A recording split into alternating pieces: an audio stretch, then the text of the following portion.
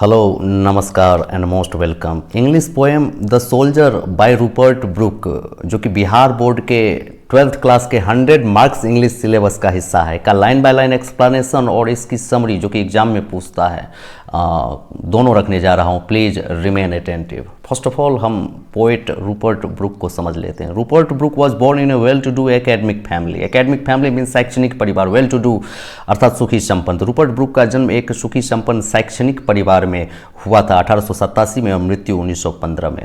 His father was a house master at Rugby school. Rupert Brooke के पिता house master थे एक rugby school के, अर्थात उसके मालिक ही थे. वे रूपर्ट वॉज एजुकेटेड, जहां रूपर्ट की शुरुआती शिक्षित हुए before going to King's College Cambridge. King's College Cambridge में आगे की शिक्षा लेने से पहले वो अपने पिता के ही रग्बी स्कूल में एजुकेटेड हुए. W.B. येट्स द फेमस पोएट, एक प्रसिद्ध कवि W.B. Yeats described him as the handsomest young man in England. England के उस समय के सबसे सुंदर मैन के रूप में, सबसे सुंदर व्यक्ति के रूप में वर्णन किए हैं W.B. येट्स साहब ने. और he assumed a symbolic role that eventually turned into the myth of a young and beautiful fallen warrior. warrior मतलब योद्धा. तो he assumed a symbolic role. उन्होंने एक प्रतीकात्मक भूमिका की कल्पना की, सोची मन में, जो कि इवेंचुअली अंततः turned into the myth of a, यानी एक गाथा बन गई, सच में बदल गई एक गाथा के रूप में, एक युवा और सुंदर शहीद योद्धा की गाथा ये रूप ले लिया आगे चलकर. He died of septicaemia on April 23, 1915. वे मर गए सेप्टिकेमिया नाम की बीमारी से, ब्लड पॉइजनिंग से, ऑन अप्रैल 23 अप्रैल 1915 को, of the island of Lemnos in the Aegean सागर के टापू लैमनोज से जाते समय गाबीपोली के बैटल में भाग लेने के लिए, लड़ाई में भाग लेने के लिए, on his way to a battle at Gallipoli. तो इस कविता के लिखने के कुछ ही दिनों के बाद 1915 में मृत्यु हो जाती है रूपर्ट ब्रुक साहब की.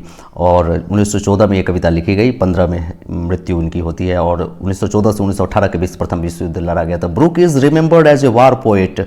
ब्रुक को एक वार पोएट के रूप में याद किया जाता है और युद्ध पर आधारित और युद्ध और वीरता की कविताएं ये लिखे. Who inspired patriotism in the early phase of the first world war, जो कि प्रथम विश्व युद्ध 1914 से 1918 के बीच लड़ा गया था. तो 1914 में ही ये कविता मुख्य रूप से लिखी गई.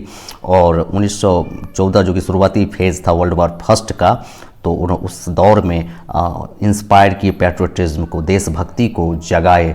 His reputation chiefly rests on 5 war sonnets. Sonnet मतलब 14 लाइनों की कविता को सोनेट कहते हैं. तो 5 जो उन्होंने वार सोनेट लिखे, कविताएं लिखे सोनेट युद्ध पर आधारित, वीरता पर आधारित. Of which the soldier is undoubtedly the best and the most एंथोलॉजाइज्ड.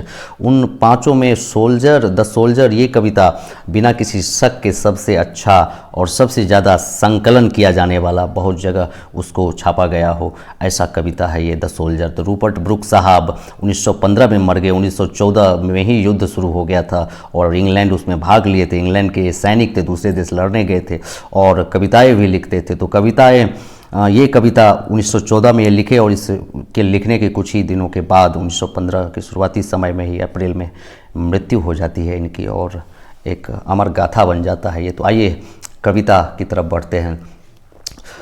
My dear, कविता को समझने से पहले आप कविता का बैकग्राउंड, कवि की मन स्थिति को समझना आवश्यक होता है. हम समझ सकते हैं कि कवि युद्ध में है, अपने देश के लिए लड़ने अपने देश से बाहर गए हैं और वहीं से ये कविता लिखते हैं और कहते हैं अपनी देश को, देशवासी को याद करते हुए.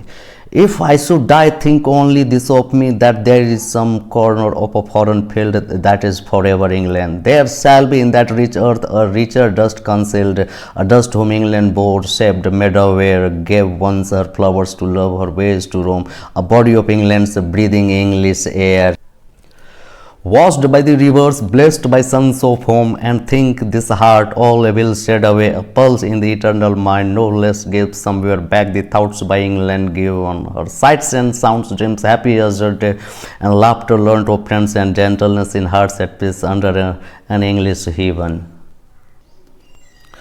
माय डियर, यह एक सोनेट है, 14 लाइन की कविता है। फर्स्ट जो 8 लाइन है ऑक्टेव, उसको पहले समझते हैं। कवि कहते हैं, if I should die think only this of me that there is some corner of a foreign field that is for ever England.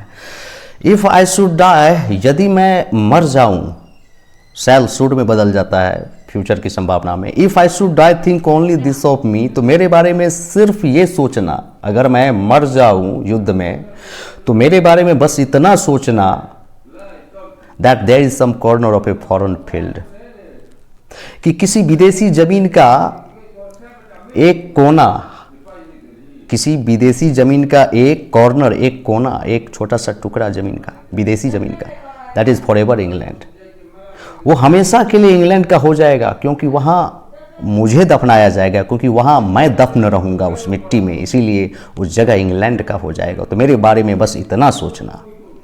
There shall be in that rich earth a richer dust concealed, कह रहे हैं कि there shall be in that rich earth, और जहाँ मैं दफन रहूँगा विदेशी भूमि पर, उस अर्थ को रिच अर्थ हम कहेंगे, अर्थात उस उर्वरक भूमि में, उस अमीर भूमि में, उस धनी भूमि में, उस धन्य भूमि में, उससे भी अधिक धन्य, उससे भी अधिक धन्य, उससे भी अधिक उपजाऊ धूल, अपने शरीर को यहाँ पर डस्ट कह रहे हैं कविवर, और कंसेल्ड दबे होंगे, छिपे होंगे, दबी होगी, छिपी होगी। There shall be in that rich earth a richer dust concealed, मतलब उस उपजाऊ विदेशी जमीन में एक और भी बेशकीमती, उससे भी अधिक उपजाऊ धूल जो कि मेरा शरीर होगा, वो दब जाएगी, दबी होगी, छिपी होगी, इसीलिए वो जगह इंग्लैंड का कहलाएगा। ए डस्ट यहाँ पर वो अपने आप को कह रहे हैं, मरने के बाद जब वो धूल बन जाएंगे, इस स्थिति की ये बात कर रहे हैं, कह रहे हैं ए डस्ट हुम इंग्लैंड बोर, बियर का यहाँ पर सेकेंड फॉर्म लिया गया है, जिसे इंग्लैंड ने जन्म दिया, शेप्ड आकार दिया, मेड अवेयर समझ दी, gave once her flowers to love her ways to roam. तो कह रहे हैं कि एक ऐसी धूल अपने शरीर के लिए जिसे इंग्लैंड ने जन्म दिया, आकार दिया और समझदार बनाया, जिसने इंग्लैंड के फूलों से, जिसने इंग्लैंड के फूलों से प्यार करना, और वहाँ की राहों, वेज मतलब राहों, रोम मतलब घूमना, विचरण करना, और वहाँ की राहों पर घूमा हो, फिरा हो, वहाँ के फूलों से प्यार किया हो, प्यार पाया हो, है ना। ए बॉडी ऑफ इंग्लैंड से breathing English air,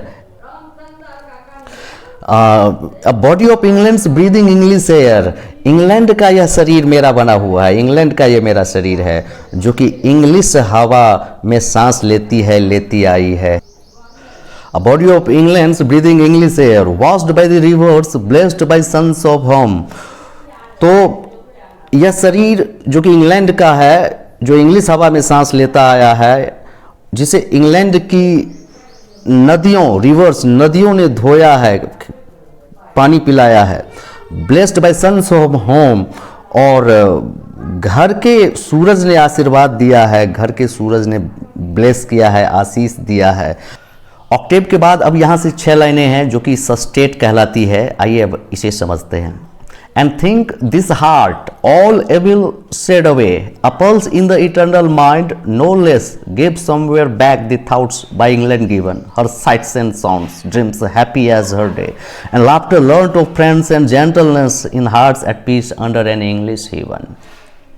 And think, और सोचना, या सोचो, या सोचना, this heart, ये जो मेरा दिल है, जब मैं वहाँ दफन हो जाऊँगा, और ये जो ऑल एविल सेड अवे, मेरे दिल की जो सारी बुराइयां हैं वो पीछे छूट जाएगी, वो दूर हो जाएगी, बह जाएगी। A pulse in the eternal mind, और ये जो मेरा मन है, आत्मा है, इटर्नल माइंड अर्थात आत्मा या मन कहें, उसमें एक झनकार, एक सोच, एक विचार हिलोरे मारेंगी। No less give somewhere back the thoughts by England given, और आत्मा या मन में इंग्लैंड द्वारा दिए गए विचार या सोच धड़क रही होगी उस इंग्लिश हीवन में की ये बात कर रहे हैं। हर साइट्स एंड साउंड्स, इंग्लैंड के साइट्स, नज़ारे और वहाँ की आवाज़ें, ड्रीम्स है हैप्पी एज हर डे, और सुखद मीठे मीठे सपने वहाँ के दिन की तरह, and laughter learned of friends, और दोस्तों से सीखी गई हंसी, एंड जेंटलनेस